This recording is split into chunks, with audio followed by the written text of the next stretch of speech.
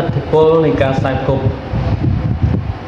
ការខ្សែគប់គឺសំខាន់បំផុតសម្រាប់យើងរាល់គ្នាកាលណាបើយើងខ្សែគប់ត្រូវជីវិតយើងនឹងរុងរឿងរីកចម្រើនមានសុភមង្គលកាលណាដែលយើងខ្សែគប់ជាមួយនឹងបុគ្គលខុសជីវិតរបស់យើងនឹងមានអន្តរាយអញ្ចឹងខ្សែគប់នេះសំខាន់ណាស់តើការខ្សែគប់បែបណាដែលយើងឲ្យឈ្មោះថាការខ្សែគប់ត្រូវហើយការខ្សែគប់បែបណាដែលយើងឲ្យឈ្មោះថាការខ្សែគប់ខុសការខ្សែគប់ត្រូវគឺការខ្សែគប់ជាមួយនឹងមនុស្សល្អមនុស្សដែលអប់រំខ្លួនឯងឲ្យល្អដឹកនាំអ្នកដទៃឲ្យល្អហើយមាននៅចិត្តសប្បុរសតែងតែសង្គ្រោះអ្នកដទៃបុគ្គលបែបនោះគេឲ្យឈ្មោះថាជាបុគ្គលដែលគួរខ្សែគប់ឬក៏បុគ្គលល្អមនុស្សល្អពុទ្ធលោកឲ្យឈ្មោះថាជាបណ្ឌិតការសង្កប់វាសំខាន់យកទៅមែនតើព្រះសម្មាសម្ពុទ្ធព្រះអង្គតែងតែលើកការសង្កប់ជាញឹកញាប់នៅក្នុងធម្មទេសនារបស់ព្រះអង្គហើយព្រះអង្គតែងតែបដូរការសង្កប់ដ៏ល្អដូចជាព្រះមហាមុគលាននិងព្រះស្រីបរទេជាដើមទាំងសងបញ្ជាក់ឲ្យឃើញថាការសង្កប់វាសំខាន់ណាស់ហើយការសង្កប់ដូចជាស្ពានអញ្ចឹងដែរបើសិនបើការសង្កប់ខុសគឺហាក់បីដូចជាដើរធ្លាក់ស្ពានហើយបើការសង្កប់ត្រូវហាក់បីដូចជាដើរត្រូវស្ពានអញ្ចឹងការសង្កប់វាសំខាន់អញ្ចឹងតើការសង្កប់មិនបានអាចជួយជីវិតរបស់យើងឲ្យហាក់បីដូចជាដើរឆ្លងស្ពានអញ្ចឹងយើងមើលមកកាន់សង្គមរបស់ខ្មែរយើងក៏ដូចជាសង្គមទៅខាងក្រៅទៀតដែរថាបើសិនបើយើងខ្សែគប់យើងល្អទេយើងពីមុនដំបូងឡើយយើងជំនួសល្អទេប៉ុន្តែនៅពេលដែលយើងខ្សែគប់ជាមួយមិត្តភក្តិណាមួយដែលពួកគាត់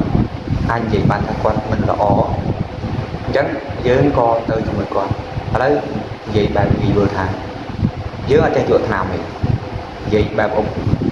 ទាហរណ៍ថាយើងចេះជក់ថ្នាំទេប៉ុន្តែនៅពេលដែលយើងខ្សែគប់ជាមួយអ្នកជក់ថ្នាំយើងអាចជាជក់ថ្នាំដែរប៉ុន្តែបើសិនបើយើងអត់ដែលរៀនទេពីដើមឡើយយើងអត់យល់ថាការរៀននេះសំខាន់ទេប៉ុន្តែនៅពេលដែលយើងខ្សែគប់ជាមួយអ្នករៀនបើទោះបីជាយើងមិនល្អដូចគេទេប៉ុន្តែយើងក៏អាចយល់បានថាការរៀនវាសំខាន់អញ្ចឹងឃើញការខ្សែគប់នេះវាធ្វើឲ្យយើងឆ្លងពីគេបើសិនបើយើងខ្សែគប់ជាមួយមនុស្សអាក្រក់យើងឆ្លងអាក្រក់ពីគេតែបើយើងខ្សែគប់ជាមួយមនុស្សល្អយើងឆ្លងល្អពីគេនឹងហើយការខ្សែគប់គឺសំខាន់ណាស់ឧទាហរណ៍ថាយើងកំពុងរៀនអញ្ចឹងយើងកំពុងតែរៀននៅក្នុងកម្រិតណាមួយអនុវិទ្យាល័យក្តីវិទ្យាល័យក្តីទៅពេលដែលយើងខ្សែគប់មនុស្សខុសនឹងទីយើងឲ្យខ្លាយទៅជាអ្នកឈប់រៀនចង់ឈប់រៀនអញ្ចឹងធ្វើឲ្យអនាគតរបស់យើងវាប្រែប្រួលវាផ្លាស់ប្ដូរប៉ុន្តែបើយើងខ្សែគប់ជាមួយអ្នករៀននឹងយើងនឹងខំប្រឹងរៀនរហូតទាល់តែអាចធ្វើជីវិតខ្លួនឯងនឹងឲ្យរស់នៅក្នុងភាពល្អប្រសើរបានគឺការខ្សែគប់សំខាន់ណាស់ព្រះអង្គប្រៀបធៀបដូចជា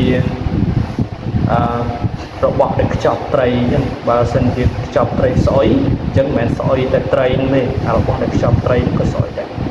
ប៉ុន្តែមួយទៀតបើសិនជាខ្ចប់នៅក្លឹបចាស់មានន័យថាទោះបីបើក្លឹបចាស់នឹងក៏អូបគឺរបស់ដែលខ្ចប់នៅក្លឹបចាស់ហ្នឹងក៏អូបដែរ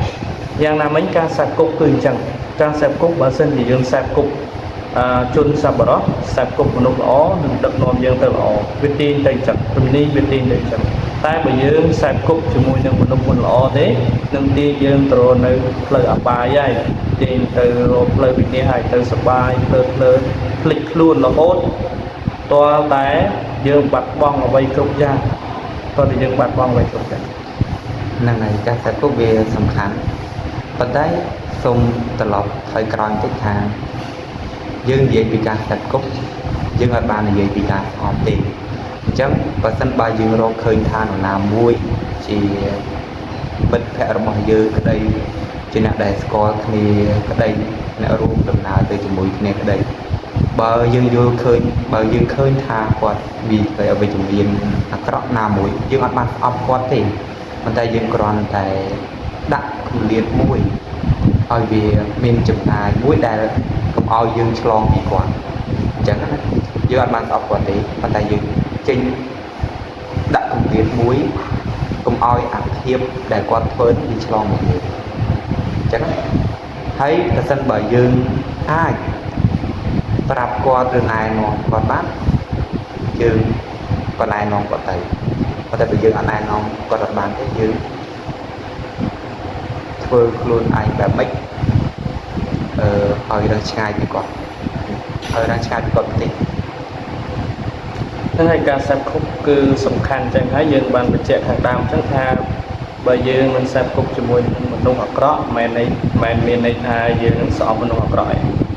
ពេលខ្លះយើងត្រូវជួយមនុស្សអាក្រក់នឹងទៀតមានន័យជួយយ៉ាងម៉េចមានន័យថាជួយដឹកនាំគាត់ឲ្យចេញពីអាភាពអាក្រក់ហ្នឹងអញ្ចឹងយើងមិនអាចស្អប់ទេមិនអាចស្អប់ទេគាត់ថាយើងធ្វើម៉េចកុំប្រព្រឹត្តដូចឬក៏កុំប្រព្រឹត្តនៅសកម្មភាពជាមួយគ្នាដែលនាំឲ្យ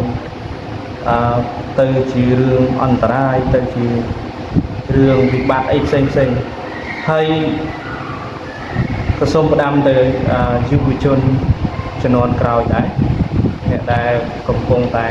ក្រេបយកនៅចំណេះដឹងកំពុងតែកសាងខ្លួនឲ្យខ្លាយទៅជាធនធានមនុស្សឬក៏ទៅខ្លាយទៅជាមូលធនមនុស្សដ៏សំខាន់របស់សង្គមអញ្ចឹង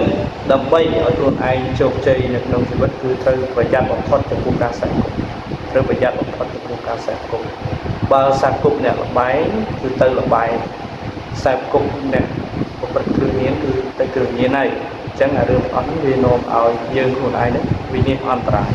អញ្ចឹងយើងព្យាយាមអប់រំខ្លួនឯងឲ្យយ៉ាងណាឲ្យខ្លាយទៅជាមនុស្សល្អ